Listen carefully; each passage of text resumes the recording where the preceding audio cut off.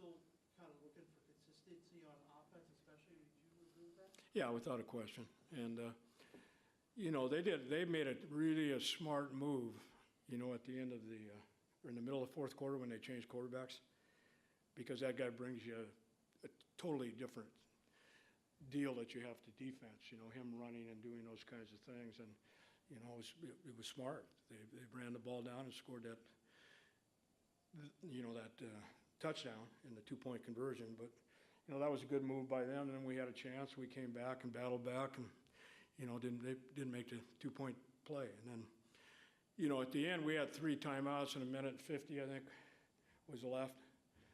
And you know, we could have tried that onside kick thing, which is 4th and 12 on your own 28.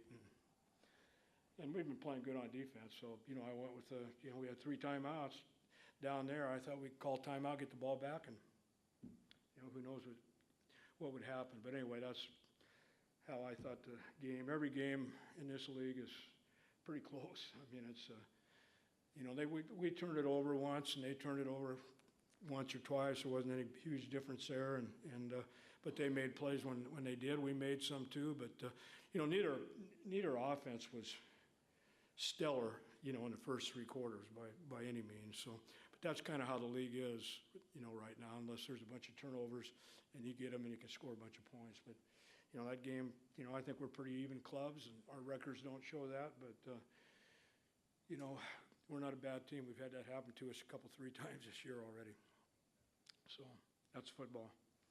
The Alliance instituted the onside conversion rule to encourage teams to go for it more often. Would you say that it works to that effect, or would you say that starting on the 28 is more of an aversion? Well, I mean, if you don't have any time, you know, it kind of depends on the situation. You know, like if we had no timeouts left, and then we would have had to do that. You know, we would have had to try to make it to get the ball back. In our situation, there was quite a bit of time left. We've been playing good on defense, and you know, I thought they'd have to punt with 1:20 left, and you know, I thought that gave us the best chance. But you know, that's not easy.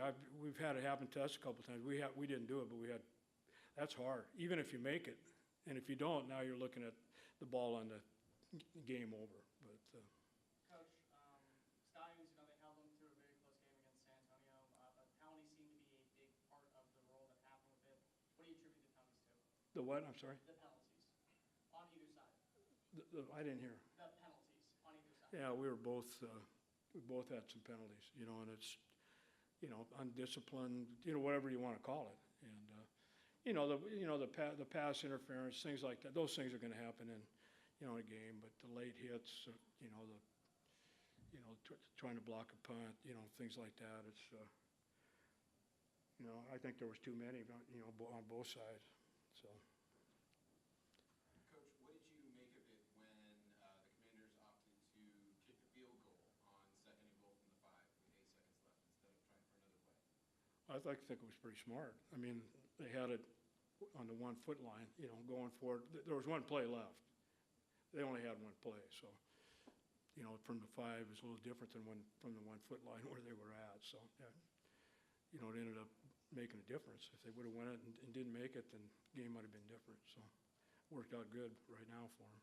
Coach, Josh Woodrum, he had one heck of a drive at the very end of the game. His resilience has really shown over the past several weeks, including this game and in San Diego. Just what have you seen from him and what he's done to keep this team in games moving forward? Well, he's played real well. He's obviously a leader of our offense, and you know, unfortunately in this league, as you know, you don't have a lot of time preparing. He's gotten better because he's picked up what we do, and you know, seeing it and making good decisions, and he's an accurate thrower. I mean, he's played with a couple, 3 or 4 teams in the league, and he's been real good for us. He's gotten better as time has gone on too. Coach, tonight you got to go up against Mike Riley, an old friend of yours, you know, with the Corvallis, you know, history between you two. Just what have you seen from him, and what was it like to be able to greet him before the game? Just know that the history that you two have done is going to continue here in the Alliance now. Well, it's fun. It's like I've said many times, I've got great respect for Mike Riley. Always have, always will. He's been very successful, excuse me, wherever he's been, and he's a quality person and a heck of a football coach. And, you know, whether we play each other, whether we don't play each other. That's, I'm 71 years old. I'm past that stage in my life, to be honest with you. I'm just having fun coaching and try to help these guys go to the league. And that's how Mike is. We've talked about it. It's fun for us to do this and coach and help get these guys better. And obviously you want to win football games. Sometimes you do, sometimes you don't. But, like I said, Mike Riley's class. Coach, overall, over 30,000 fans for the stands. Yeah, awesome. Did that play any factor into, you think, your offense maybe missing a false start or something? No, I mean, it wasn't noisy enough where you had to, where you had to use a silent snap count. No, not at all. But all I can tell you is if everybody else in the league had fans like this, I mean, shoot, this thing would go forever.